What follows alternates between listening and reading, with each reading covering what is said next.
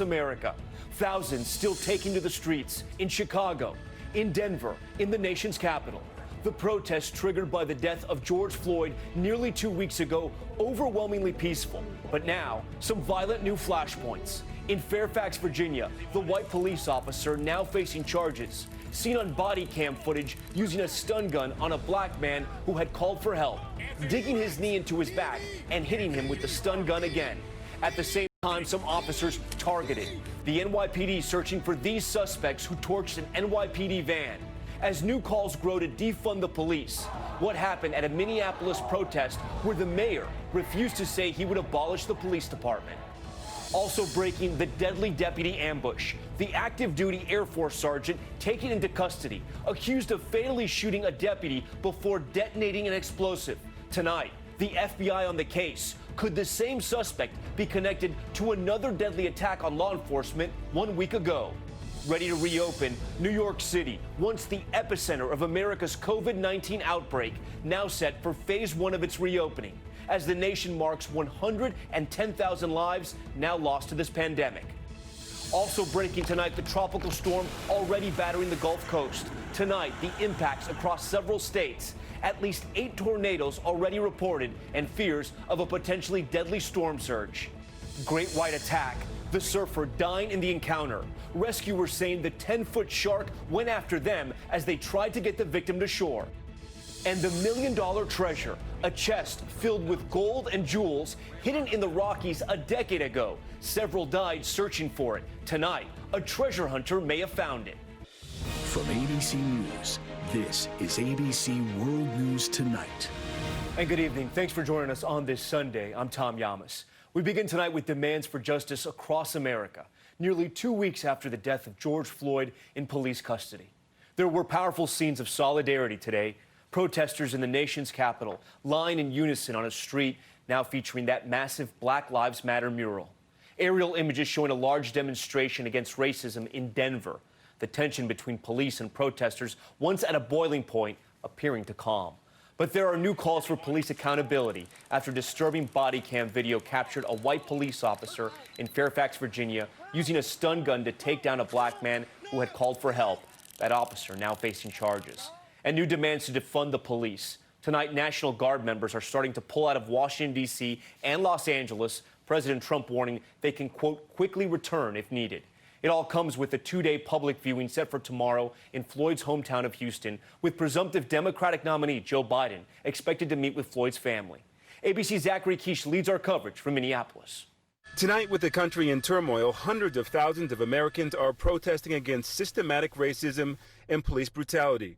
No! This as new video emerges of police officers using excessive force. In Fairfax, Virginia, video from an officer's body camera shows one man calmly talking to a black man who appears to be disoriented. A white officer then arrives using his stun gun several times. We hold ourselves to a much higher standard than what we see in this video. We have an obligation to meet those standards, and I have an obligation to make sure that justice is served. The officer then puts his knee on the man's back and stuns him again in the neck. The man saying he could not breathe. I can't breathe. I can't breathe. In St. Louis, an officer has been suspended and 2 others placed on leave after a Ring security camera captured video showing the officer hitting an unarmed black man with an unmarked cruiser. The FBI is now investigating. Police say the man fit the description of a suspect wanted in connection with shots fired outside the police department. But in some cases, officers have been the target of attacks as well. The NYPD releasing this video of the suspects wanted for torching an NYPD van during protest in Brooklyn. No officers were hurt, but the van was destroyed.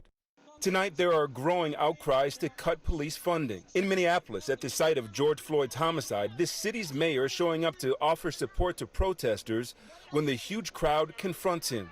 We don't want no more police. It's that clear.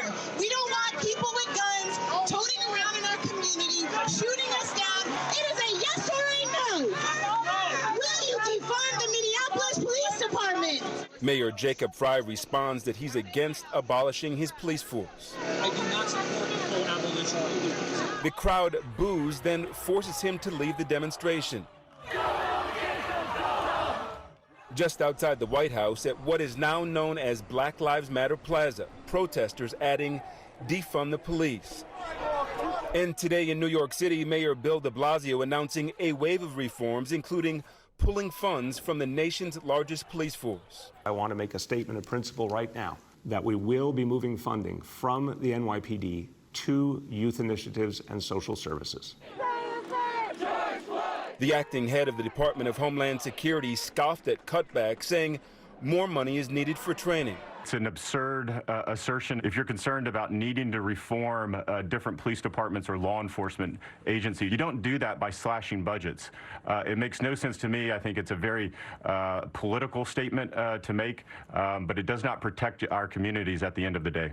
Tonight, those mostly peaceful protests continue. Large crowds in Boston, Philadelphia, and our Stephanie Ramos in New York City. Hundreds of protesters taking to the streets of New York City. You can hear them chanting, "Justice now."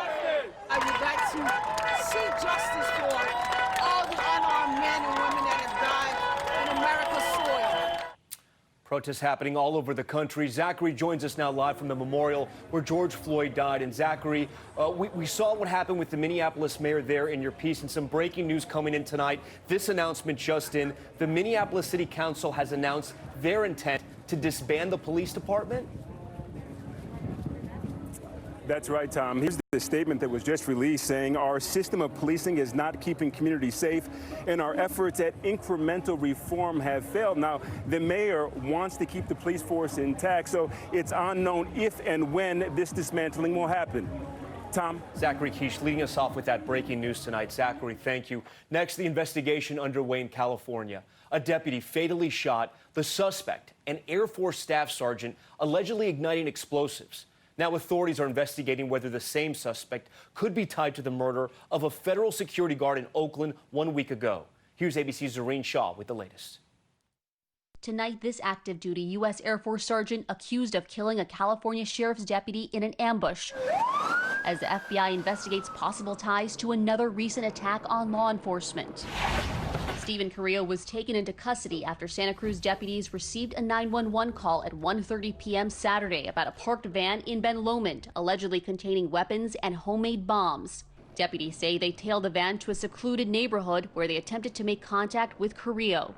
As deputies began investigating, they were ambushed with gunfire and multiple improvised explosives. The white sedan just took out fire. King 27 was hit by the vehicle.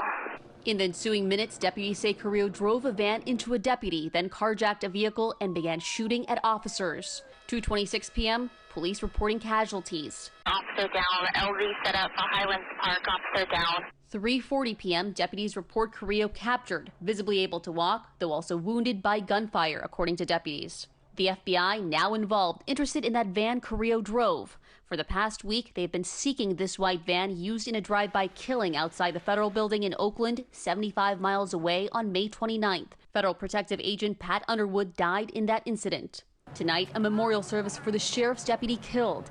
Damon Gutzwiller was a 14-year veteran, the father of a young child with another on the way. Two of the deputy's colleagues were injured, one shot in the hand, the other wounded by a bomb. Tom? Zareen Shaw for us tonight. Zareen, thank you. Now to the White House, and another prominent Republican is speaking out against President Trump and his re-election. At the same time today, just outside the White House gates, civil rights icon and Georgia Congressman John Lewis visiting the Black Lives Matter mural painted in the wake of those controversial clashes between police and protesters. It comes as we learn new details about the discussions inside the West Wing about deploying the military on American streets. Here's ABC's Rachel Scott. Tonight, one of the nation's most prominent Republicans saying flat out he's voting for Joe Biden, encouraging other members of his party to consider their choice. I think he has been not an effective president. He lies all the time. Former Secretary of State Colin Powell hasn't endorsed the GOP nominee in the last 3 presidential elections either. But he now joins a chorus of retired admirals and generals questioning the leadership of the commander-in-chief, including his own former chief of staff. I think we need to look harder at who we elect. The former brass alarmed by the president's call to deploy the military against citizens. You have to dominate the streets. You can't let what's happening happen. It's called Dominate the Streets. The National Guard flooding the Capitol in the wake of protests. A senior U.S. official telling ABC News during a heated West Wing conversation Monday, the president demanded 10,000 troops on American streets. The Secretary of Defense, the chairman of the Joint Chiefs, and Attorney General William Barr pushed back. I think our position was common, which was that they should only be deployed if as a last resort. Army Secretary Ryan McCarthy telling reporters, quote, "We came right up to the edge of bringing active troops here. We were there as Park Police began forcibly removing the largely peaceful group gathered in Lafayette Square." Barr saw it differently. The Park Police was facing what they considered to be a very rowdy and non-compliant crowd, and there were projectiles being hurled at the police. All right, Rachel Scott joins us now from outside the White House, and D.C. seen its largest demonstration this weekend, but it has remained peaceful. That's right, Tom. Thousands marched here, but no one was arrested. Tonight, President Trump giving the okay for the National Guard to withdraw from the city, but the White House behind me is still almost completely covered with fencing. Tom? Rachel Scott for us tonight. Rachel, thank you. Next, the ongoing coronavirus threat. The death toll in the U.S. now officially topping 110,000 and closing in on 2 million confirmed cases. At the same time, New York City, once the epicenter of the virus in America, preparing for phase 1 of its reopening tomorrow. Here's ABC's Trevor Ault. Tonight, 100 days since New York's first confirmed case of coronavirus, New York City prepares to take its first steps toward reopening. Many of us have made significant sacrifices, but now it's time to try and see what we can recapture of our city. As many as 400,000 people will be back on the job tomorrow as construction and manufacturing can return and retailers like Limited to One Record Shop can offer curbside pickup. We sell records on our social media, on our Instagram, and people are able to come and pick them up at the shop. We'll do as a contactless pickup as we can. The MTA now preparing public transit for expected commuters. These are first steps in what will be 18 months of making intense change in this city. And as New York takes these steps, tonight 20 other states and Puerto Rico report increases in new cases of COVID-19, including Nevada, where Las Vegas casinos welcome guests for the first weekend back since March with new safety measures like temperature checks and hand washing stations. I love this city. It's been so good to me, and I will support it forever. In neighboring Arizona, cases are spiking, and the state's largest hospital system says it's nearing 100% capacity. Concern is growing about protesters crowded together. I think that in 2 to 3 weeks, we are going to see another big spike as a result of the protests. Every state monitoring those numbers. Trevor Ault now joins us from New York City. And Trevor, New York's governor also making several major announcements about the reopening. That's right, Tom. As the state reopens, Governor Cuomo has signed an executive order allowing offices and retailers to do temperature checks. He does say upstate New York high schools will be able to hold graduation ceremonies of 150 people by the end of the month. And today he announced 15 new COVID testing facilities have opened here in New York City, dedicated solely to testing people who have attended protests. Tom? A big day for New York City tomorrow. All right, Trevor, thank you. Next tonight, Tropical Storm Cristobal now battering the Gulf Coast.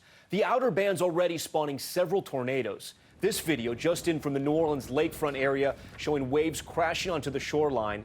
And as the system moves towards landfall, concerns are mounting about the possible storm surge. ABC senior meteorologist Rob Marciano is in New Orleans tonight. Tonight, Tropical Storm Cristobal coming ashore in Louisiana after wreaking havoc in Florida. Wow. 8 reported tornadoes. This twister tearing through downtown Orlando. Literally, there's a tornado right here. Damaging winds, toppling trees, blowing the roof clean off this home. And this waterspout spotted in Gulf Shores, Alabama. Flooding on this Mississippi highway, and water quickly rising in parts of Louisiana's St. Bernard Parish. Water has come up considerably within the last hour and a half. New Orleans preparing for impact, facing a triple threat. They're getting the sandbags out here in New Orleans, always concerned about flooding and, of course, wind damage. Plywood on the storefronts here, not just because of the storm, but because of the daily protests in case they got out of hand. Officials balancing storm preps with COVID-19 concerns.